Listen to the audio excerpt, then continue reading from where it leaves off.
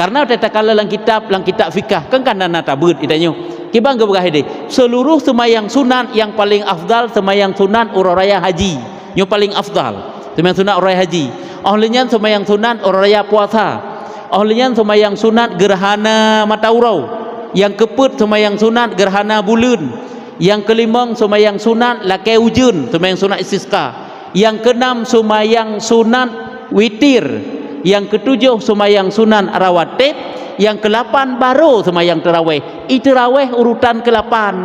Awai rawatib, awai witir lom. Yang terepah-repah tarawih. Kan berarti bek jak bak tarawih ada pegah menu. Bek tak tinggalkan rawatib. Karena rawatib jai tak tat pahala ni juk oleh Allah Taala ke katanya.